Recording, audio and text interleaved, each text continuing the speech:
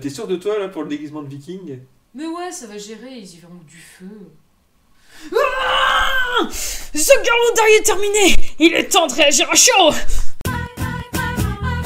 Le docteur et Clara se font kidnapper par les guerriers d'un village viking et rencontrent Odin au calme. Pour une fois, la team n'est pas d'accord sur tous les points, alors je vais essayer de synthétiser les différentes pensées. Et on n'est surtout pas d'accord sur le rythme, car l'un trouve que c'est assez long et plutôt brouillon, alors que moi j'ai trouvé l'épisode bien rythmé et équilibré. Enfin bon, on va quand même faire comme si son opinion comptait. Au niveau de l'histoire, elle est globalement pas mal, il y a quelques trucs quand même assez bancals. Par exemple, tout le truc autour de Fire on the Water, c'était quand même assez pourri, et puis en plus les effets spéciaux qui allaient avec, ça faisait vachement saison 1 des New quand même. D'ailleurs, globalement, les effets spéciaux ne sont pas très concluants. Avec par exemple cette apparition dans le ciel d'un mash-up entre le dieu de Sacré Graal et le bébé des Teletubbies. Et le dernier plan, oh que c'est moche. Les mecs, on est en 2015, on pouvait pas faire des effets spéciaux comme ça.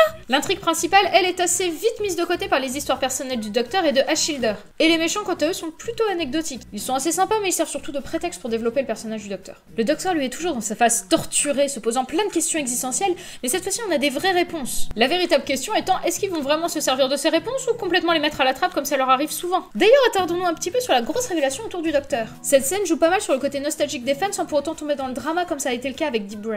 Ici, c'est court, c'est simple, c'est sans fioriture, c'est parfait. Bon, par contre, c'est un petit peu dommage pour certains personnages qui n'aient pas eu cette révélation samedi dernier. Maisie Williams, elle joue très bien son rôle d'Arya Stark, d'Ashildr la Viking. Elle est courageuse, déterminée, attachante, j'ai vraiment hâte de voir comment son personnage va évoluer. Et puis bon, c'est pas censé être un two-parters, mais vivement la deuxième partie.